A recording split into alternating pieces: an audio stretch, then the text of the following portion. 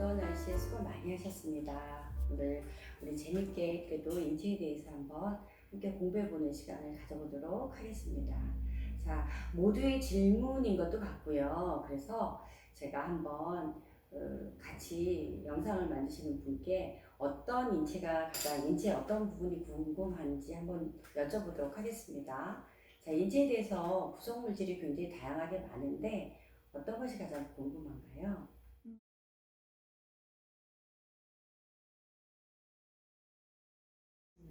맞습니다. 중요하기도 하고 우리 미용도 해치기도 하고 건강도 해치는 것은 이 미네랄, 물에 따라서 많은 차이가 있고요.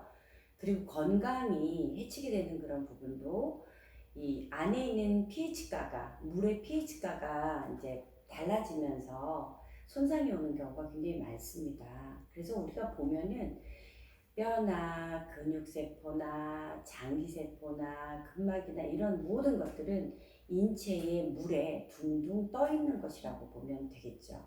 그러면 이 인체에 있는 물이 쑥 빠져나가면 어떻게 될까요? 쪼그라들고 주름이 생기겠죠. 근데 이 인체에 둥둥 떠 있는 물이 아주 질 좋은 물로 있다면은 아마 팽팽하고 주름도 없고 포동포동하고 윤기도 날 것 같아요. 그쵸? 예, 이렇게 오늘은 인체를 이루고 있는 물에 대해서 한번 나눠보도록 하겠습니다. 신생아는 한 95%가 물이라고 합니다. 그 다음에 영유아가 되면은 놀랍게도 90% 정도가 된대요. 그러면서 70%, 그 다음 65%, 60% 이런 식으로 점차적으로 주는데 노년기를 맞게 되면은 약 한 55% 정도가 된다고 합니다. 그러면 한 반 정도가 소멸됐다고 봐야 되겠죠. 그래서 어르신들의 그 근육을 보면 소위 얘기하는 피부와 근육이 조금 나눠져 있고 중간에 보여주는 공간이 전혀 없이 좀 협착이 되어 있는 게 많이 보입니다. 그래서 저희들도 몸이 불편하신 분들이라든지 아니면은 조금 밸런스가 안 맞는다고 해야 되죠? 좌우 대칭이 좀 안 맞으시는 분들을 보면은 관절이라든가 이런 데가 아주 뻣뻣하게 굳어 있는 걸 볼 수가 있어요. 그래서 정상적인 피부나 세포는 물이 촉촉히 있고 물에 둥둥 떠 있는 그런 실루엣을 가지고 있는 것이 좋은데 또 이 물이 많다고 무조건 좋은 건 아니에요. 질 좋은 아니면 미네랄이 많은 영양 이런 것들이 많이 차 있어야 되는데 얘네들이 굉장히 노폐물이 많이 되어져 있습니다. 그래서 이런 노폐물에 대해서 한번 알아보도록 그렇게 하는데 노폐물보다는 이 체액의 종류가 있어요. 그래서 체액을 우리가 보통 뭐라 그러냐면 삼총사라고 그래요. 그래서 여러분들이 아주 잘 듣고 아시는 어떤 게 있냐면 혈액이 있죠. 동정脈계로 흐르는 혈액. 두 번째는 림프가 있어요.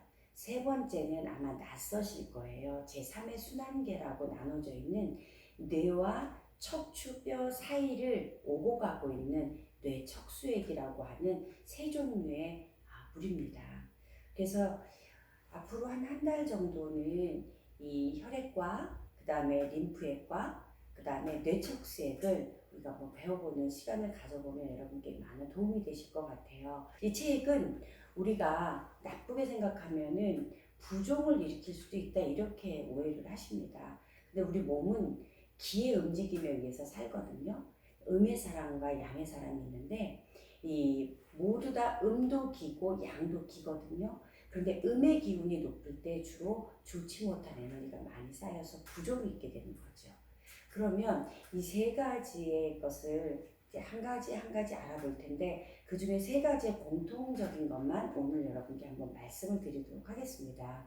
이 세 가지 다 피곤함을 가져다주고 나른함을 가져다주고 뭔가 컨디션이 좋지 않다 이런 느낌이 오는 것은 이 세 가지의 모든 체액의 흐름이 점점 늦어지고 있다는 거예요.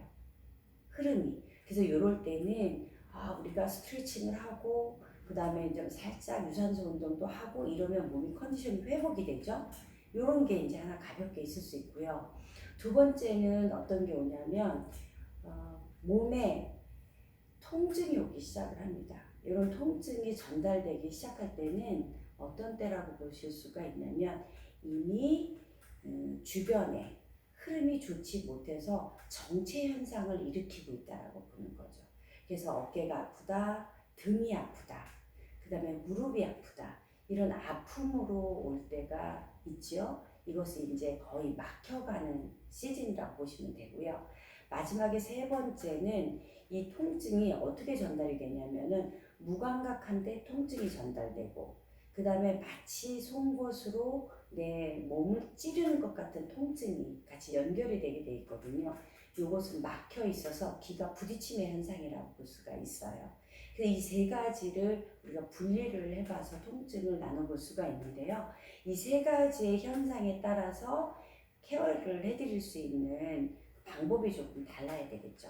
그래서 이런 것들이 머리서부터 발끝까지 일률적이지 않다라는 거죠.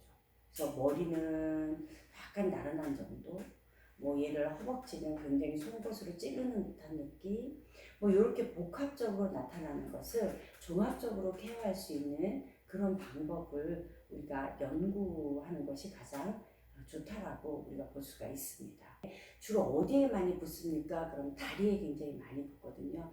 다리에 많이 부을 때와 상체 위로 많이 부을 때도 또 두 가지를 나눠 놓을 수가 있어요. 그래서 다리 쪽으로 부을 때는 주로 심장의 박동이 약했을 때, 혈액순환이 되지 않았을 때 나타날 수 있는 그 현상이라고 볼 수가 있고요. 그 다음에 얼굴 쪽으로, 상체 쪽으로 많이 부을 때는 심장의 기능이라고 볼 수 있어요. 이것은 디톡스가 되지 못해서 우리의 소위 얘기할 수 있는 바탕질, 세포가 떠 있는 바탕질, 이 세 가지의 그 체액을 이야기하는 거죠. 혈액과 림프와 뇌척수액. 얘네들이 노폐물로 인해서 해결되지 못해서 정체가 되어졌을 때는 하체보다는 어느 쪽으로 올라가냐면 위쪽으로 올라가게 됩니다. 이렇게 위쪽으로 올라가시게 되면은 뇌척수액에도 당연히 영향을 미치고, 이런 것들은 단순하게 통증에 끝나지 않게 되겠죠. 단순히 통증이 끝나지 않고 삶의 질을 점점 떨어뜨리게 하겠죠. 두통이 자주 온다거나 아니면 뇌에 여러 가지 현상들을 일으킬 수 있기 때문에, 우리가 이런 것을 에스테틱이기 때문에 이거를 고쳐드립니다 라고 얘기를 할 수는 없지만, 반드시 우리가 사용하고 있는 것은 자연에서 얻은 아로마, 그 다음에 그것을 잘 바름으로 인해서 순환을 도모할 수 있는 여러 가지의 테크닉이 있기 때문에, 아마도 많은 현장에서 아니면 센터에서 관리실에서 여러 고객님의 많은 문제들을 알게 모르게 해결해 주시지 않았을까, 이런 생각을 하게 됩니다. 그래서 다음에는 조금 더 디테일하고 깊게 이 세 가지의 바탕질을 이루는 혈액, 그 다음에 림프, 그 다음에 뇌척수액, 이 세 가지에 대해서 더 깊게 알아보도록 하겠습니다. 감사합니다.